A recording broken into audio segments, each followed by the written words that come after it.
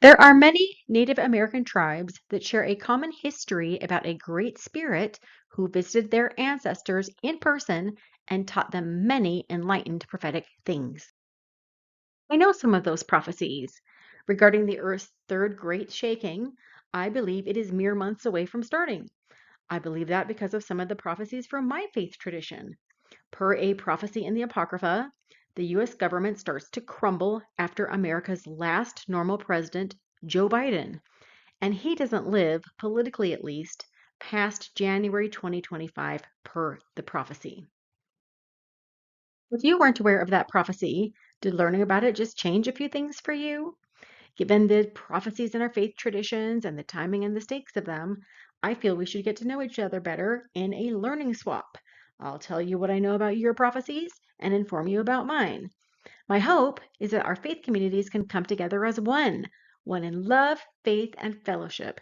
I think we're really going to need each other in the immediate days ahead. Here's another good one.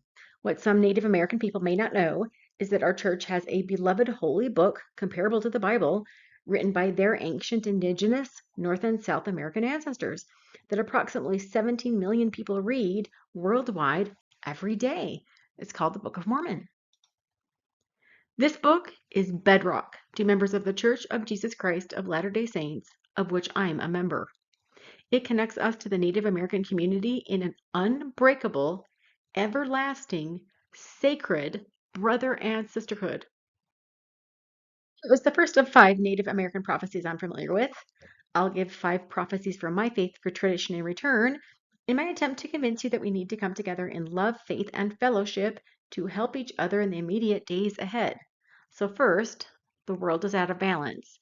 There is a true life plan of peace and harmony provided to us by the Great Spirit Creator, but the world is not living it. The world instead is selfish, raising, oppressive, and wasteful. Number 2, in response to his children's decisive rebellion, the all-powerful Creator purges the earth of wickedness and renews it for peaceful, true life plan people. The third great shaking of the earth is coming to assist in this purge. Now, there have been 2 other great shakings of the earth, but those shakings were with one hand. The one that's coming is with 2 hands. We can expect earthquake, World War III, and much, much more. Narrowing the scope a little bit, distress and destruction are coming for America specifically. We can expect earthquake, government failure and riots, foreign invaders, famine, and nuclear war here in America. Number 5, following this purification period, Native American families will help lead and build a society of peaceful ones here on the American continent. In the Hopi tradition, during a period of American conflict, it will look like the U.S. is going to be overthrown, but a group from the West will rise up, come forward, and help save the country from destruction. These men, they're told, will be the Hopi's true white brethren, and they are to join with them in helping to save the country from destruction. The Great Spirit will return, the people of light will come down from heaven, and all will help the Hopi in creating this true society of peace here on this land. So, what is my response to these 5 Native American prophecies? My response is, yep, we believe it because it's in the Book of Mormon. We also read about the earthquakes that are coming, the government failures coming, foreign invasions, famine, war. We also believe that there's going to be this purge and that it's an opportunity for God to hit the reset button and build Zion, a society of peace and prosperity for everyone. So, yeah, we're right there with you. Other things that are connected to my faith tradition. So, we call this peaceful society Zion. We also call the collection of people who live in Zion the House of Israel. So, our church was founded in 1830, and ever since 1830, our first prophet had Zion at the center of his mind. In fact, on the right, you see that he drew a Zion plot map in 1833. At the very center of this city, you see that there are 24 buildings. Those 24 buildings are temples. So it is to be a holy city where the powerful, peaceful creator God is worshiped.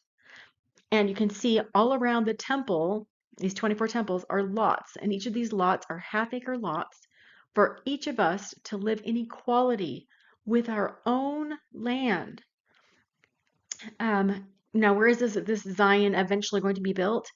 It's going to be built in Jackson County, Missouri, in the city of Independence. So there on the left, you can kind of see where Missouri is, where Jackson County is, and Independence is in Jackson County, Missouri. So we are right there with you. Another prophecy from the tradition of the Church of Jesus Christ of Latter-day Saints is, yes, we also believe that the United States is going to be destroyed. So so the person over here that you see is John Taylor. He's our third president of the church, third president and prophet of the church. He said, when the nation with which we are associated is shaken to its center and crumbles to pieces, it will continue to fall and to crumble until it is no more. Not so with the kingdom of God. It will stand and continue to exist and spread and go forth. Now, did you notice the word shaken? He also believes that, and we also believe, that the government is going to shake and crumble until it is no more. And yeah, I thought that you'd find that interesting, since you also use that phrase of the world being shaken with two hands. Well, once America is shaken with two hands, because it's the #1 global superpower, it is going to have a contagion effect that will absolutely, absolutely terrorize, I think, the world. Okay, let's move now to Orson Pratt. Orson Pratt, he is one of the original members of the Quorum of the 12 Apostles. So he said in 1875 the following: God has sent forth his warning message in the midst of this nation, but they have rejected it and treated his servants with contempt. The Lord has gathered out his people from their midst and has planted them here in these Utah mountains. He will speedily fulfill the prophecy in relation to the overthrow of this nation and their destruction. We shall be obliged to have a government to preserve ourselves in unity and in peace, for they, through being wasted away, will not have the power to govern, for state will be divided against state, city against city, town against town, and the whole country will be in terror and confusion. Mobocracy will prevail, and there will be no security through this great republic for the lives or property of the people. So it's going to be bad.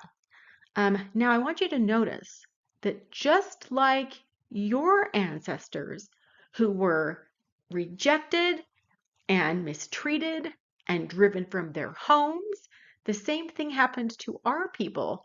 The members of our church, early members of our church, were driven from from New York to Ohio to Missouri to Illinois, and finally outside of the territory of the United States. Utah at the time was not a territory of the United States. We were driven out of the country just to try to find a place to live in peace.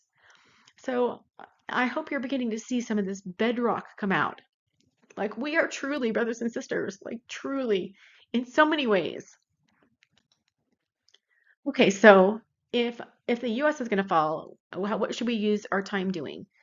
So here is a message from the fourth president of our church, Wilford Woodruff. He said, when I contemplate the condition of our nation and see that wickedness and abominations are increasing, I ask myself the question, can the American nation escape?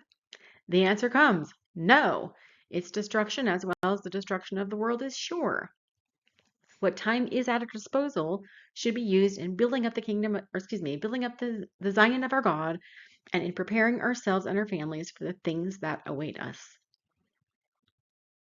I'm so excited for this slide because number 5, Christ will once again be in your midst. Now, in the Bible, the Great Spirit that we know as Jesus Christ says that he has other sheep that need to hear his voice. Your ancestors were those other sheep. So after he died and was resurrected, he came and visited your ancestors on the American continent. And this is what he said to them as recorded in the Book of Mormon.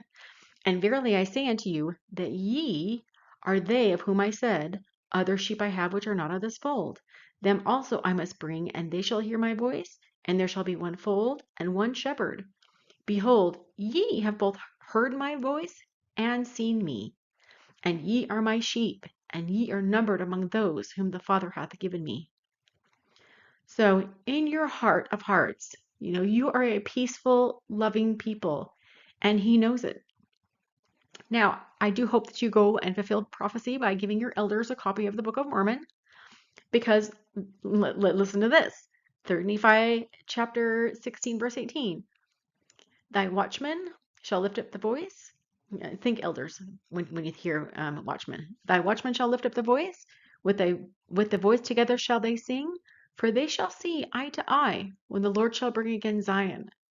Like the Lord, gets you, and he knows that you're a peaceful, loving people.